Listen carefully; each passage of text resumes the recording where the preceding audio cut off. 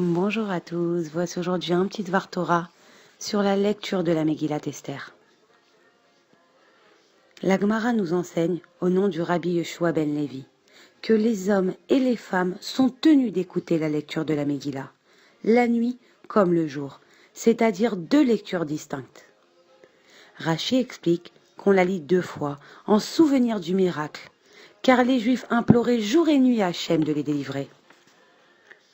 Cette mitzvah est difficile à accomplir, du fait que l'on doit écouter chaque mot de la Megillah. Pour cela, il faut être très attentif et éveillé, pour bien se concentrer tout au long de la lecture. En effet, le Shulchan Arour écrit qu'il faut lire ou écouter la Megillah dans son intégralité, à tel point que la majorité des décisionnaires tranchent que si l'on manque ne serait-ce qu'un mot, on n'aura pas accompli la mitzvah. C'est pour cela que chacun devra être très pointilleux dans la lecture et l'écoute de la Megillah. Il sera bien évidemment interdit de parler pendant la lecture, car si on le fait, on aura nécessairement manqué au moins un mot. On n'oubliera surtout pas d'éteindre son téléphone. Bien qu'en règle générale, les femmes soient exemptées des mitzvot positives liées au temps, elles doivent écouter la lecture de la Megillah 2 fois, une fois le soir et une fois le matin, et accomplir toutes les autres mitzvot de Purim, et ce pour plusieurs raisons. Rashi, dans la Gemara, explique qu'elles ont bénéficié du miracle de Purim, étant elles aussi incluses dans le décret d'extermination édicté par Haman. Comme il est dit dans la Megillat Esther, ordonnant de détruire, exterminer et anéantir tous les Juifs, jeunes et vieux, enfants et femmes.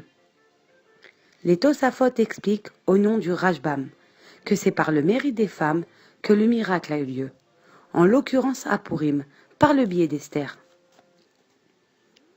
Le Shulchan Arour tranche qu'il est bon d'éduquer les enfants à cette mitzvah, garçons et filles, à partir de 6 ans, en fonction de leur compréhension.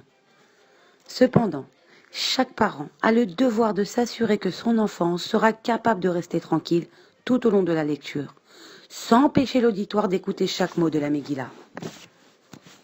Le Rav Ovadia Yosef tranche que dans un tel cas, le parent portera la faute de l'assemblée, de ne pas avoir écouté chaque mot et de ne pas s'être acquitté de la mitzvah.